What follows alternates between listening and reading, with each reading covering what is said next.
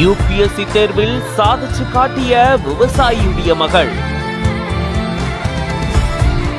சுமார் 9,92,000 பேருக்கு மேல் எழுதிய தேர்வில் இந்திய அளவுல 617வது இடம் பிடிச்சு சாதிச்சிருக்காங்க. நான் இப்போ சமீபத்தில் நடந்த சிவில் சர்வீஸ் தேர்வில் 617வது இடம் ஆல் இண்டியா லெவலில் எடுத்திருக்கேன்.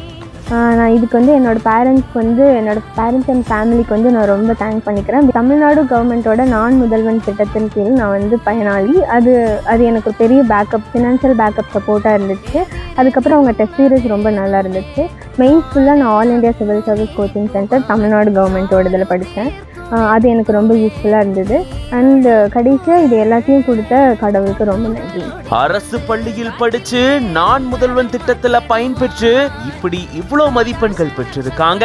கடந்த 2024ஆம் ஆண்டு நடைபெற்ற யுபிஎஸ்சி தேர்வினுடைய முடிவுகள் வெளியாகி இருக்கு. இதுல திருப்பூர் மாவட்டம் தாராபுரம் வட்டத்துக்குட்பட்ட குண்டடம் பக்கத்தில் இருக்கக்கூடிய வெறுவேடம்பாளையம் பகுதியை சேர்ந்த 23 வயதான மோகன தீபிகா அப்படின்ற மாணவி இந்திய அளவுல 617வது இடம் பிடிச்சிருக்காங்க.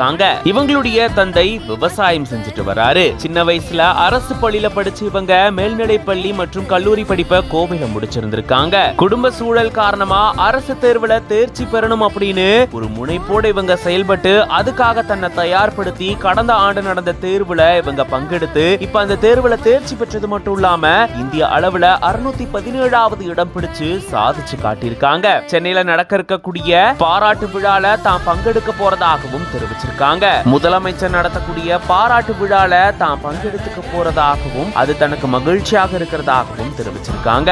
விவசாயியுடைய மகள் யுபிஎஸ்சி தேர்வுல இந்திய அளவுல 617வது மதிப்பெண் பெற்றிருக்கிறது மிகப்பெரிய சாதனையா பார்க்கப்படுது. இவங்களுக்கு பல்வேறு தரப்பினர் பாராட்டுக்களை தெரிவிச்சிட்டு வராங்க. இது பத்தின உங்களோட கருத்துக்களை கமெண்ட்ஸ்ல சொல்லுங்க. மேலும் பல செய்திகளுக்கு பிஹைண்ட் ரூட்ஸ் பேஜை ஃபாலோ பண்ணிக்கோங்க.